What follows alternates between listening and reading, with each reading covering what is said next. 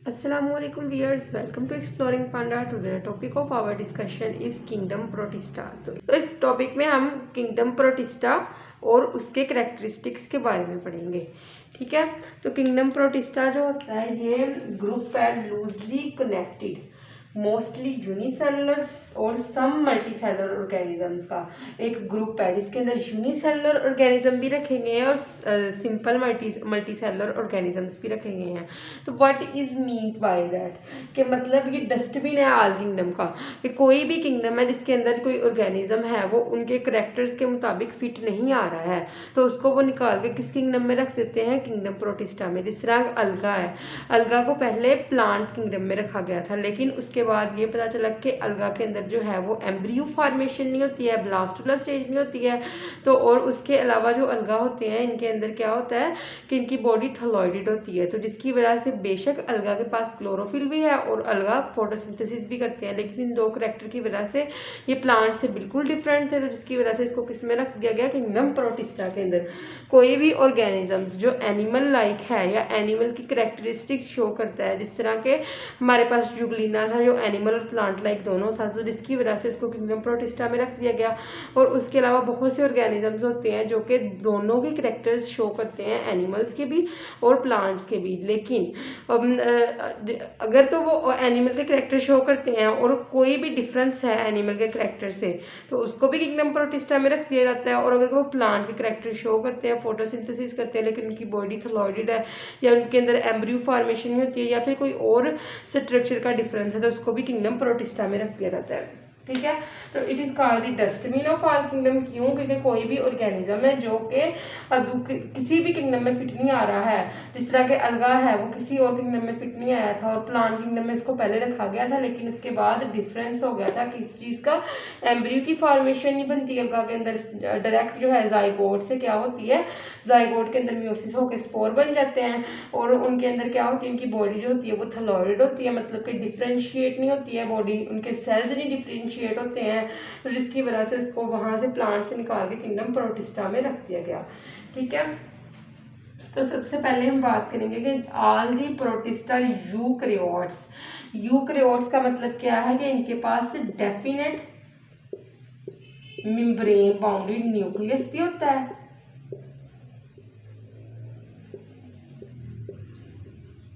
Bounded nucleus,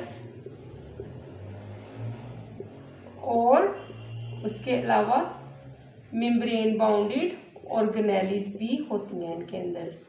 ठीक है, तो उसके बाद यूनिसेलुलर भी हो सकते हैं, मतलब कि एक सिंगल सेल पे मुश्तमिल हो सकते हैं, या फिर ये मल्टी सेलुलर हो सकते हैं कि मल्टी सेलुलर के एक से ज़्यादा सेल्स के ऊपर मुश्तमिल हो सकते हैं। लेकिन अगर मल्टी सेलुलर होंगे तो ये होंगे simple multi cellular in case of अलगा। तो इसका मतलब क्या है कि what is mean by simple multicellular? इसका मतलब ये है कि सिंपल मल्टीसेलुलर एक ऐसी कंडीशन होती है जिसमें बॉडी का कोई भी सेल होगा वो रिप्रोडक्टिव सेल के तौर पे वर्क कर सके, रिप्रोडक्टिव सेल्स बन जाए। कोई भी सेल बॉडी का, any kind of the cell of the body serve as the function of the reproduction, मतलब कि कोई भी सेल बॉडी का होगा वो रिप्रोडक्टिव सेल्स बन जाएगा और आगे रिप्रोडक्शन करेगा। In case of the plant जो क्या होता है, बॉडी के स्पेसिफिक सेल्स होते हैं कि एंथ्रीडियम और आर्चिगोनियम के अंदर जो होते हैं, या फिर उसके अंदर जो कि ब्रायोफाइट्स के केस में और ट्रीडियोफाइट के केस में होते हैं और जिम्नोस्पर्म के केस में होते हैं। लेकिन फ्लावरिंग प्लांट के अंदर भी जो होते हैं वो ओवरी के अंदर पाए जाएंगे जो एग होंगे, और उसके बाद जो जो होगा एंथर के अंदर जो होंगे वो पाए जाएंगे पोलन ग्रेन्स। तो एक स्पेसिफिक सेल्स होते हैं जो चेंज हो जाते हैं, ठीक है ना, माइक्रोस्पोर मदर सेल्स से चेंज होते हैं हप्लॉइड सेल्स के अंदर मियोसिस के जरिए। लेकिन इन केस ऑफ दी अलगा ये सिंपल मल्टी सेलुलर होते हैं इनके सेल, क्योंकि ज़्यादातर अलगा ही मल्टी सेलुलर होगा प्रोटिस्टा के ग्रुप के अंदर ना। तो ये क्या होगा, ये सिंपल मल्टी सेलुलर होगा, बॉडी का कोई भी सेल उठ के आएगा और वो रिप्रोडक्टिव सेल बन जाएगा। ठीक है, तो ये इसकी बेस्ट एग्जांपल है जो अलगा के अंदर होते हैं, किल्प्स मल्टी सेलुलर कंडीशन है, और इसी के अंदर है माइक्रोमोनास फसीला, माइक्रोमोनास फसीला। ये मैं आपको अलगा की एग्जांपल बता रही हूँ। इन प्रोटिस्टा यूनिसेलुलर भी अलगा ये वाला है, माइक्रोमोनास पसीला, एंड मल्टीसेलुलर अलगा जो है ये जाइंट गिल्प्स है। तो मल्टीसेलुलर का भी मैंने आपको बता दिया कि दूसरे मल्टीसेलुलर ऑर्गेनिज्म से किस तरह डिफरेंट है, क्योंकि मल्टीसेलुलर कंडीशन में ये सिंपल मल्टीसेलुलर होंगे और बॉडी का कोई भी सेल सर्व करेगा एज ए रिप्रोडक्टिव सेल। तो ये ऑटोट्रोफ भी हो सकते हैं, ये हेट्रोट्रोफ भी हो सकते हैं, ठीक है। अगर तो इनके अंदर होगी क्लोरोफिल, ठीक है, क्लोरोफिल की प्रेजेंस की वजह से ये ऑटोट्रोफ होंगे।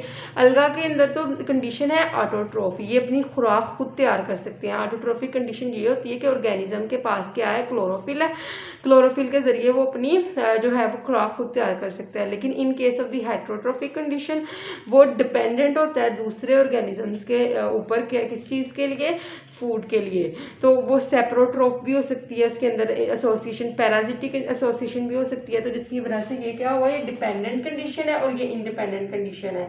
तो ये क्या किंगडम प्रोटिस्टा में ऑटोट्रोफ जो होंगे वो मोस्टली कौन से होंगे, अलगा,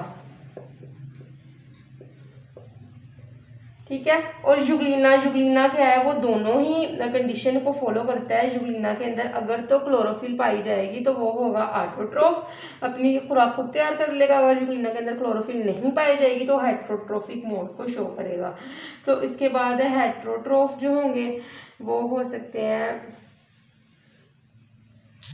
एपिकॉम्प्लेक्सन्स,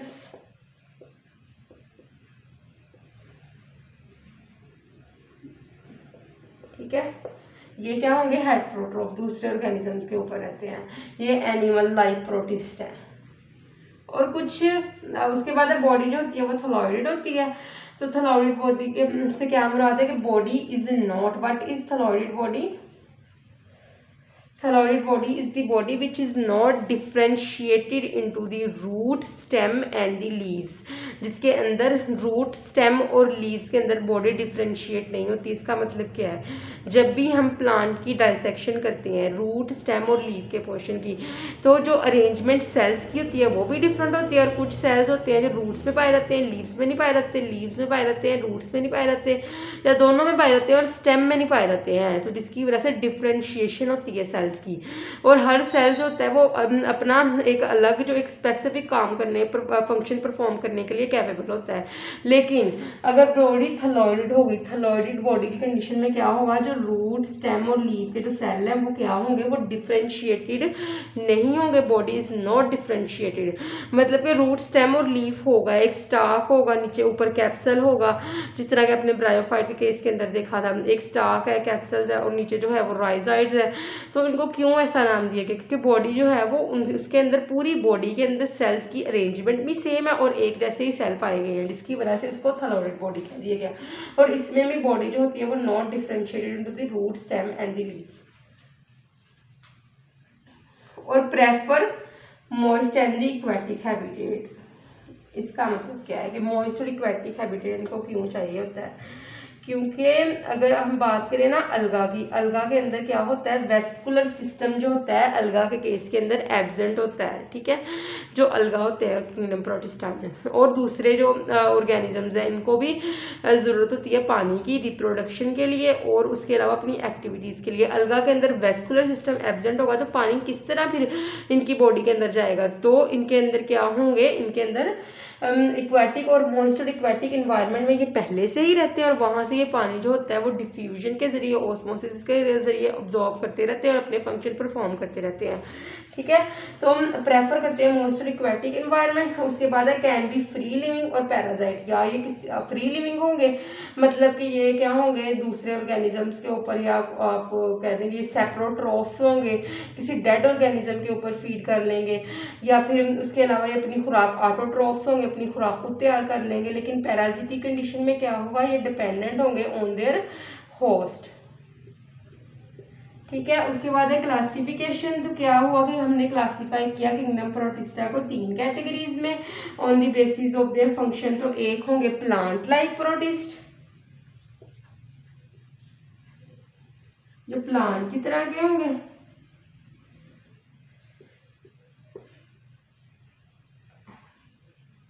वो कौन से होते हैं, अलगा। एक होते हैं एनिमल लाइक प्रोटिस्ट, जो मूवमेंट शो करते होते हैं,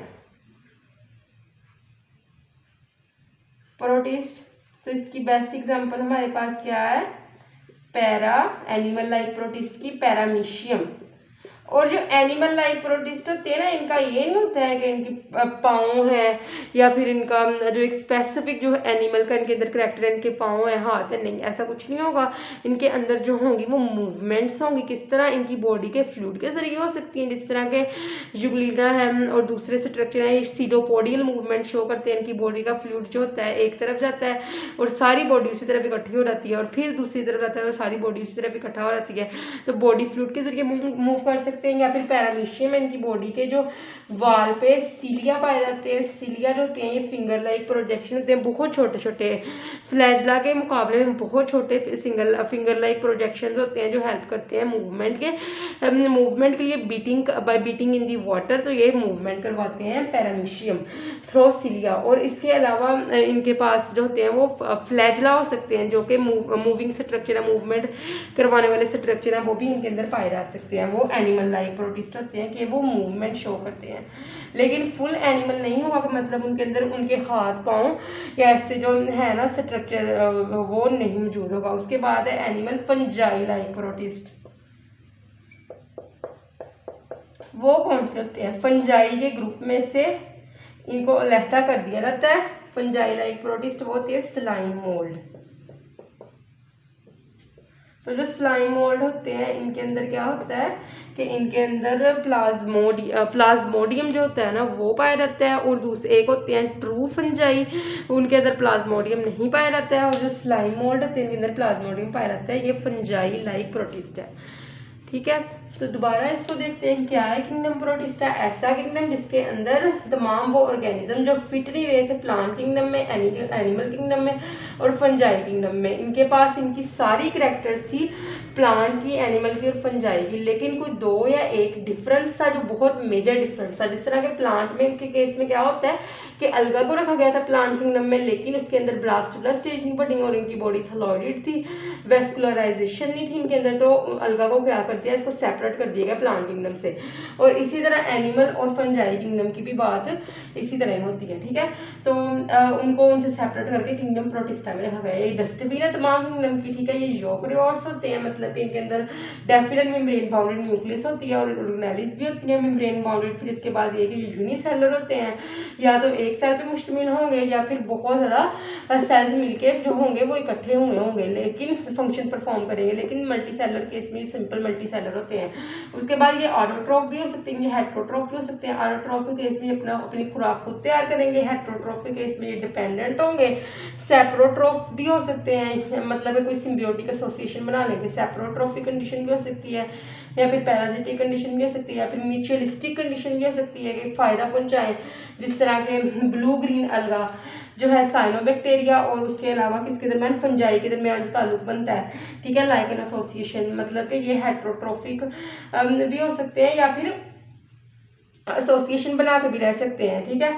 तो उसके बाद बॉडी जो होगी वो इनकी थैलॉइड होगी कि नहीं डिफ्रेंशिएटेड होती रूट स्टेम और लीव्स के अंदर। और उसके अलावा प्रेफर करते हैं मोस्ट एक्वाटिक हैबिटेट, क्योंकि ज़्यादातर इनके अंदर वेस्कुलर सिस्टम नहीं होता है, जिस तरह के ब्लू ग्रीन उसकी एग्जांपल दी अलगा की, जिसके अंदर वेस्कुलराइजेशन नहीं होता, जिसकी वजह से ये वाटर को डिफ्यूज करके अपने अंदर ले आते हैं या फिर वाटर की एब्जॉर्प्शन करते रहते हैं। या फिर इनको मोस्ट एक्वाटिक का हैबिटेट चाहिए होता है पैरामीशियम के केस में, कि एक तो इनको रिप्रोडक्शन के लिए चाहिए होता है और उसके अलावा अपनी बॉडी की वॉल को जो होता है वो लुब्रिकेट करने के लिए चाहिए होता है। और सरफेस के ऊपर भी रहते हैं, सीडोफ्यूडल मूवमेंट के जरिए मूव सरफेस के ऊपर कर सकते हैं, ठीक है।